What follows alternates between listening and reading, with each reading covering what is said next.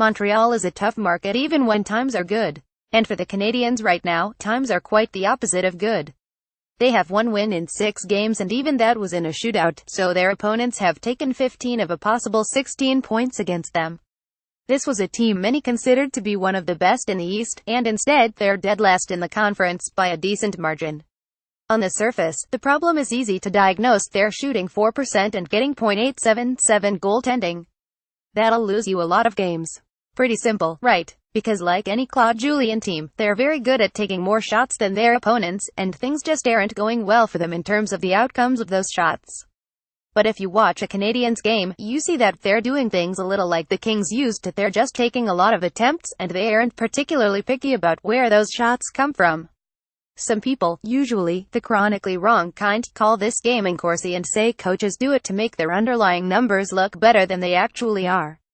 That, in turn, gives them plausible deniability if the team sucks, which, hey, the Canadiens sure seem to right now.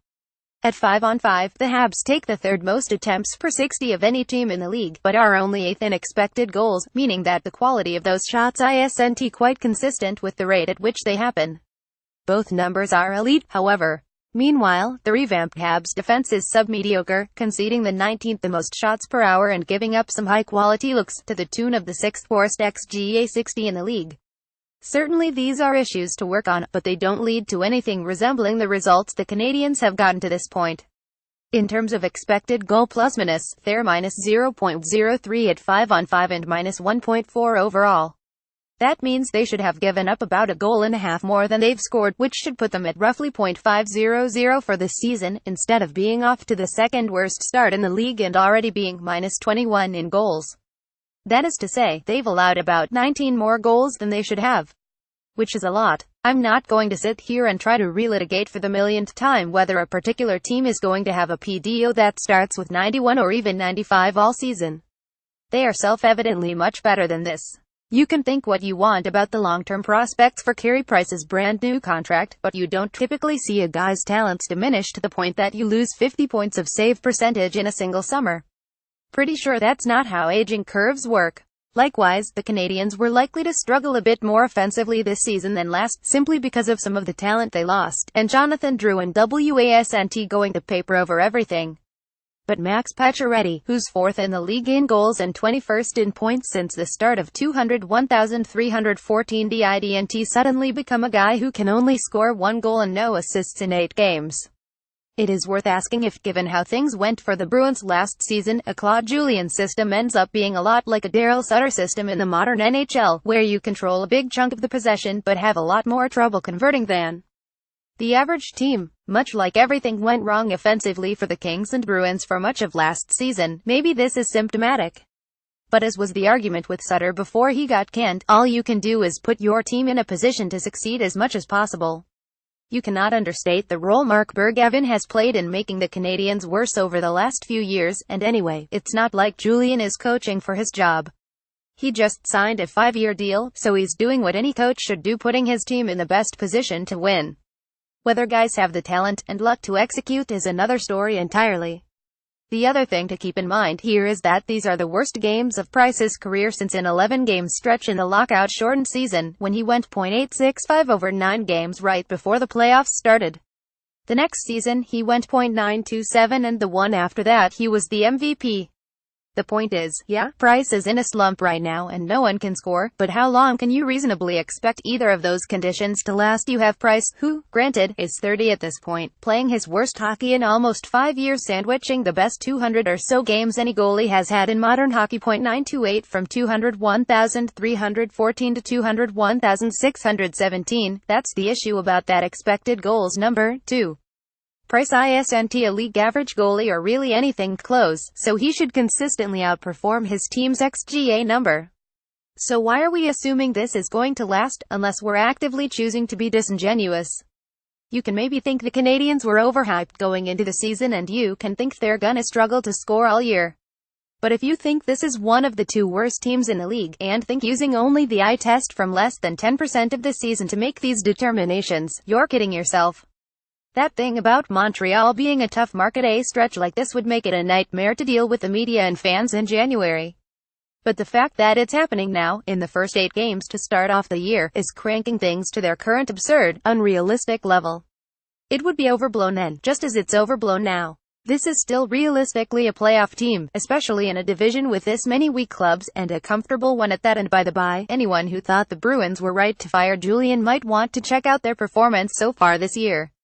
They're probably not going to clear 100 points like many expected, but by the end of the season, I hate to tell you, their PDO is gonna be back in the 98-99 range, and gee whiz, they'll probably still have like 97 points. People are literally only freaking out about this because it's October 23rd and they have just 3 points. Understandable to an extent, but people also forget that they also have 74 games left on the schedule. That, actually, is a lot of time to make up their current 6-point deficit against the Red Wings. Man, I guess it really is early. What we learn at Anaheim Ducks. Cam Fowler, get well soon. We miss you. Arizona Coyotes. The Canadiens being bad is stealing from us the joy of marveling over how the Coyotes are much, much worse. Boston Bruins. This might be the most humiliating thing that ever happened to the Bruins. And I've seen the Behind the B episode about trading Seguin. Buffalo Sabres. I bet Eckel is feeling great about that extension now. Calgary Flames. Don't take Yager. Take me instead. Carolina Hurricanes. Despite this most recent loss, the Canes look pretty good so far. Chicago Blackhawks. I, too, love to trade a veteran defenseman for an expensive project and then healthy scratch him repeatedly. Colorado Avalanche. When it rains it pours for like 5 years in a row. Columbus Blue Jackets. Fun one against the Kings, but Bobrovsky has to be better than this. Dallas Stars. Weird how a good coach makes a team with a lot of talent good. Detroit Red Wings. I love the implications. Hyperlink http www.freep.com. Story Sports. Al Red Wings 20171022. Riley Sheehan. Pittsburgh Penguins. Detroit Red Wings 7885888001. Behind this headline, Edmonton Oilers. Man, when you can't even win with Connor McDavid. Florida Panthers. James Reimer, pretty good goalie. Wonder when people start to act like that's been the case for some time now. Los Angeles Kings. All those goals on Jake Kopitar didn't score last year, he's scoring them now. Minnesota Wild. Nice little third period for the Wild, but they still only have 6 points. Montreal Canadiens. I actually heard it's really important for them to panic now, a week before Halloween. Nashville Predators. Is that a lot? New Jersey Devils. Well, that's wonderful news. New York Islanders. Hey, if a guy worth 9 figures rides the train with you as a publicity stunt, it's actually fine that he is not a good owner. New York Rangers. Man, this is a capital take. Ottawa Senators. Let's not go nuts. Philadelphia Flyers. Oh my god, while we've appropriately focused on the Flyers' team speed and their own spirited start to the season, it's a little sobering to see them out at home over the last 3 games. Guess which team won this game? Pittsburgh Penguins. Due to the Penguins' necessity, people are going to act like Riley Sheehan is a number 3 center. He absolutely is not. San Jose Sharks. Okay, but who fills the hurdle void? St. Louis Blues. This is one of those things that sounds good but isn't that good. Tampa Bay Lightning. What if, even though they missed the playoffs last year, the Lightning are good? Toronto Maple Leafs. One thing I think we're overlooking with the Sens these days is that Erik Karlsson has 6 points in 3 games on an ankle that's partly missing. Vancouver Canucks. Sorry, but there is no good choice. Vegas Golden Knights. Oh, maybe this is why you get more than 2 goalies. Washington Capitals. A million thinking guy emoji. The plural of emoji is emoji, and this is a hill I am 100,000% willing to die on. Winnipeg Jets. My big son. Play of the weekend. Ryan O'Reilly makes like 4 Loki incredible plays in this sequence. Come on, dog. Gold Star Award. Erik Karlsson made what was no joke a 100-foot indirect pass on this Derek Brassard goal, and it's honestly the best secondary assist I have ever seen in my entire dumb life. Minus of the weekend. It is with a heavy heart that I must announce, Chris Russell is at it again. Perfect HF Board's trade proposal of the year. Is Russ for King has his head on straight. Who says no? Draisaitl for ROR. Straight up. Sign off. If this is anyone other than Steve Allen, you're stealing my bit. Ryan Lambert is a Puck Daddy columnist. His email is here and his Twitter is here. All stats via Corsica unless otherwise noted.